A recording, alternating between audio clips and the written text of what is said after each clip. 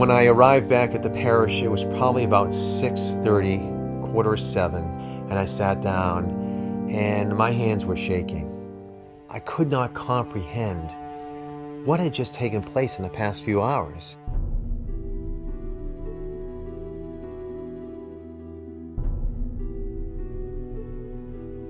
We were to go to the rectory and to go into his residence before any family members arrived. So when I arrived at the parish in Manchester at St. Pius, I was met by two officials.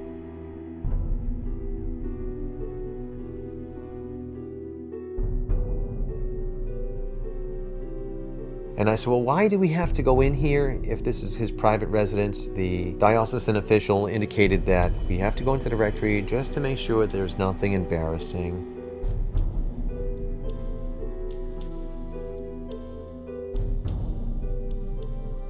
But as we went up into his residence, which is on the second floor, it almost became as though there was a switch in attitude. The environment seemed not one of priests looking for, making sure things were clean, but all of a sudden they were going through books, they were going through cabinets, they were going through the VCR, under the TV, the cabinet, and they started pulling out VHS movies. I was told, look for anything embarrassing and just put it in the middle of the floor of the living room, and I did.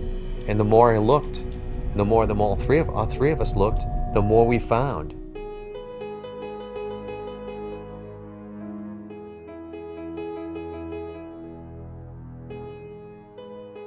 We were going through his bedroom, and there was the shocker of all shockers. In the closet, there was a number of suitcases that had sexual toys. There was leather devices, there was leather whips, there was a few leather handcuffs and chains. And I thought, what in the hell is going on here?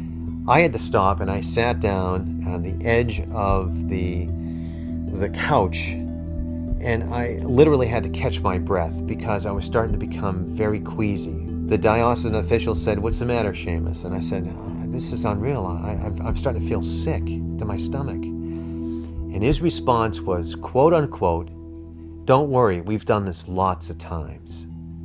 And I'm thinking to myself, lots of times? This has happened before? I was speechless. I couldn't say anything else. This was just too evil.